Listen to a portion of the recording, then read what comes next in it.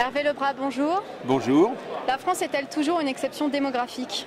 Elle est une exception démographique en Europe encore actuellement et elle risque de le rester longtemps parce qu'il y a une sorte d'attachement des Français à la famille de 2 ou 3 enfants et puis une sorte de volonté de ne pas rester à un enfant alors que dans des pays comme l'Allemagne ou comme les pays du Sud, beaucoup de familles n'ont qu'un enfant. Et justement, est-ce que ces décalages démographiques au sein de l'Union européenne ne risquent pas de créer des tensions, voire un repli nationaliste de la part des populations qui sont, elles, décroissantes en termes numériques?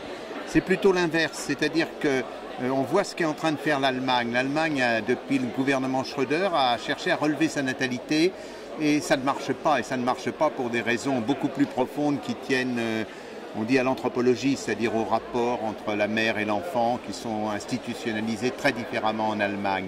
Et du coup, l'Allemagne se dit, eh bien, puisqu'on ne fait pas assez d'enfants, on va jouer le jeu de l'économie de la connaissance et on va faire venir chez nous des autres Européens qui sont les meilleurs dans leur pays, qui vont mal. Et donc on voit actuellement affluer vers l'Allemagne de jeunes Grecs, de jeunes Espagnols, de jeunes Portugais. Donc c'est ce type de déséquilibre qui risque de se produire, mais en même temps, un déséquilibre semblable s'est produit entre Paris et une grande partie du territoire français. Et pour ce qui est des pays de l'Europe de l'Est, est-ce qu'il y a un risque Non, parce que les pays de l'Europe de l'Est, ils ont à côté d'eux des pays encore plus pauvres et qui sont en demande.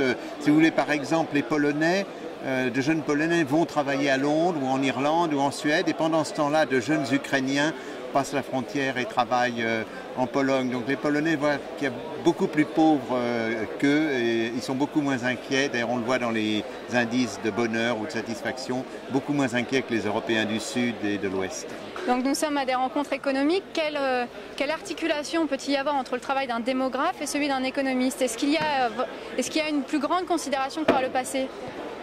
Oui, mais je dirais que souvent, je vais plaider contre ma discipline, c'est-à-dire souvent les économistes accordent trop de poids aux facteurs démographiques, alors que les facteurs démographiques sont une toile de fond, souvent fabriquée par l'histoire, par des relations anthropologiques, et que c'est les facteurs économiques eux-mêmes qui ont l'importance. Si vous prenez le problème des retraites, c'est pas tellement la proportion de jeunes et de vieux qui compte, c'est jusqu'à quel âge travaillent les personnes, quelle est l'intensité du travail, enfin de l'activité des femmes. Les femmes travaillent de toute manière, mais quelle proportion d'entre elles qui sont actives. C'est des facteurs donc économiques qui se greffent sur les facteurs démographiques et qui, eux, sont souvent prépondérants.